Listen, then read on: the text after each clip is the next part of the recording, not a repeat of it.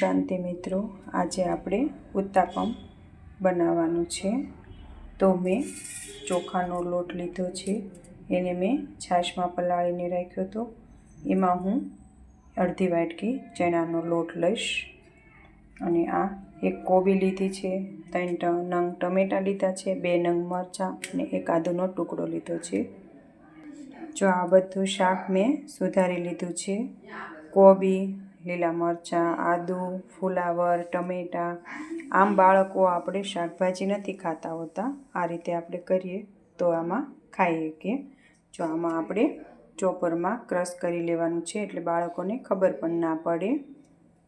જો આ ટમેટાં અને ફુલાવર બે ક્રશ કરી લીધું છે. હવે આપણે કોબી અને લીલા મરચાં અને આદુ ક્રશ કરવાનું છે. આમાં આ ચોખાનો લોટ મેં 1 વાટકો પલાળીને રાખ્યો તો છાશમાં અને પાણીમાં મિક્સ કરીને 2 કલાક પલાળવા દીધું હતું.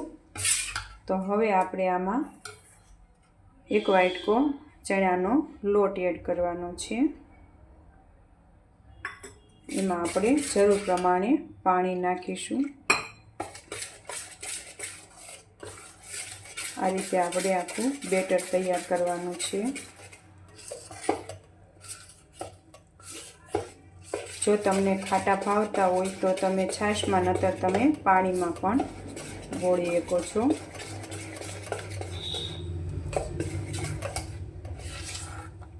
આ રીતે આપણું બેટર તૈયાર છે. હવે એમાં આપણે જે આ કોબી અને એનું ક્રશ કર્યું હતું, ફુલાવર, કોબી, ટમેટાં બધું આપણે એમાં એડ કરીશું.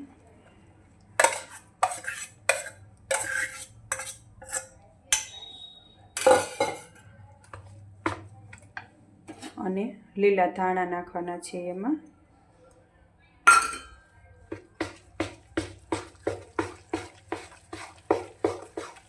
આ રીતે આપણે બેટર મિક્સ કરવાનું છે.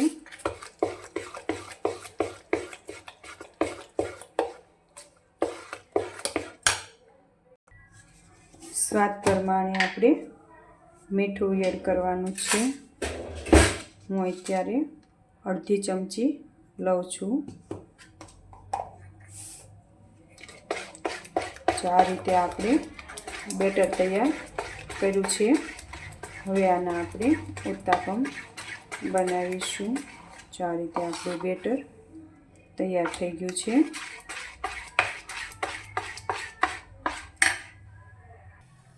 આપણે ઢોસાની લોટી છે એ લીધી છે. લોટી તપી જાય પછી એમાં થોડું તેલ આપણે નાખીશું અને પછી આપણે આ બેટર છે એ એમાં એડ કરવાનું છે.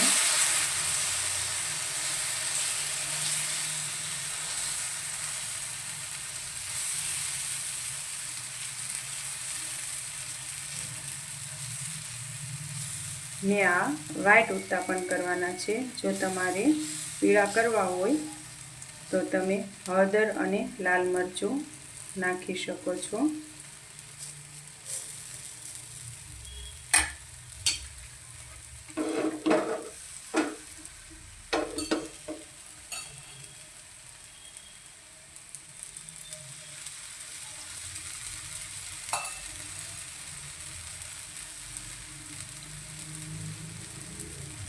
અને સરસ આપણે ચડવા દેવાનું છે.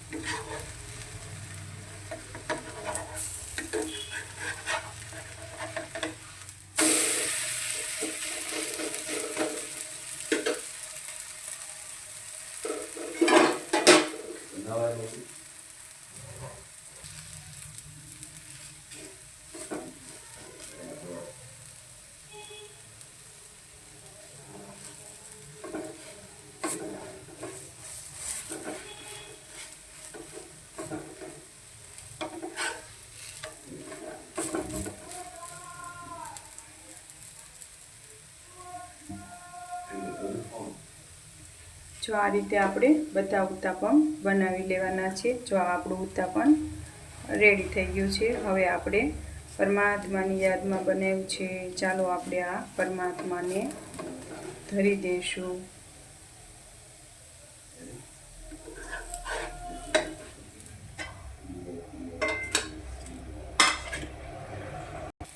જો બીજું ઉત્તાપમ પણ આપણે આ રીતે કરી લેવાનું છે. આવી જ રીતે આપણે બધા ઉત્તાપમ બનાવી લઈશું. જો આ આપણા ઉત્તાપમ તૈયાર થઈ ગયા છે. આપણે પરમાત્માની યાદમાં બનાવ્યા હતા અને પરમાત્માને આપણે ધરી દઈએ. ઓમ શાંતિ મિત્રો.